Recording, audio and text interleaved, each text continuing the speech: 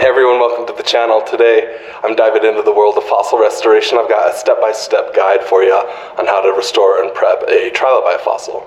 Let's get to it.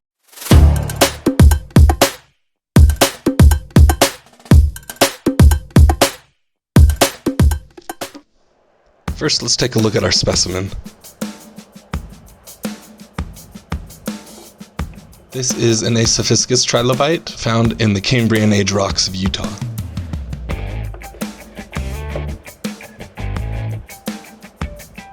As you can see, it's covered in sediment and needs some serious cleaning.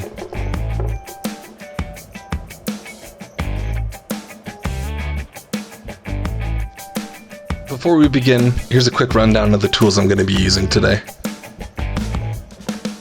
First, we've got a soft brush. Any old toothbrush will do, just make sure the bristles are soft. We've got a pin vise. We've got some acetone here.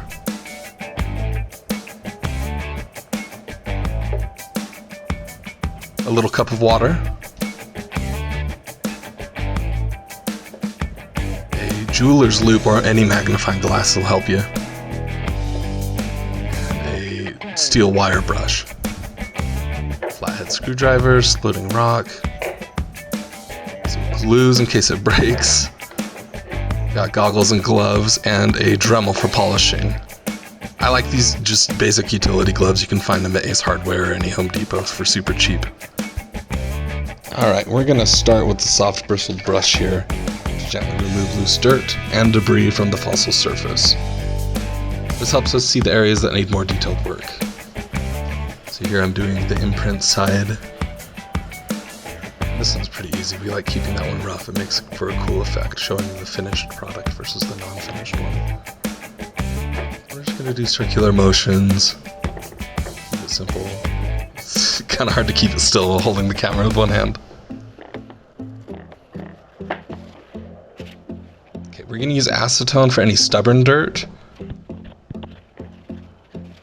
Wire brush to get rid of loose particles.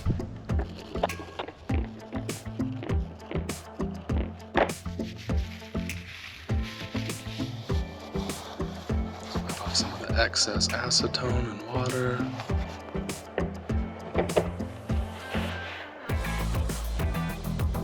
Now let's move on to the pin vise. We're going to carefully remove any of the stubborn sediment here. Make sure you take your time with this step and be gentle to avoid scratching the fossil. The metal is harder than the stone for sure.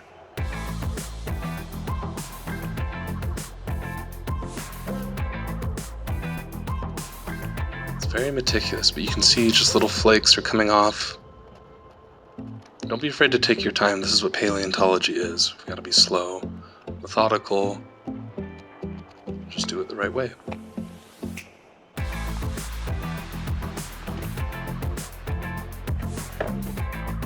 And we'll go back to the brush, back to the pin vise, and you just alternate back and forth depending on what the fossil needs.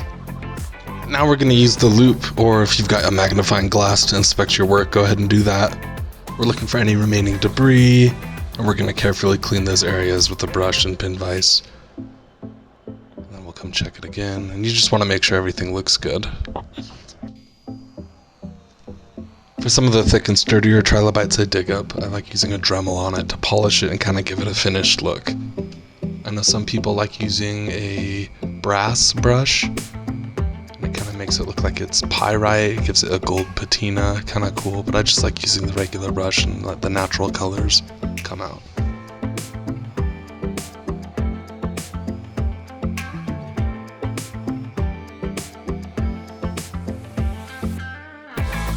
I noticed there were some cracks running along the side of the shale. It is a sedimentary rock, so sometimes the layers split. We're just adding some glue to it to make sure everything sticks together, and then hitting it with some accelerant to freeze it.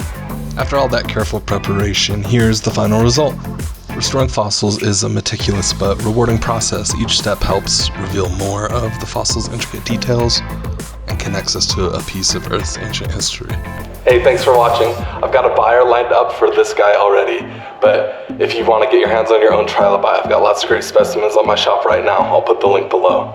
If you liked the video and you want to see more fossil content, go ahead and subscribe. If you have any comments or if you have your own methods for prep, let me know what you got. And happy fossil hunting.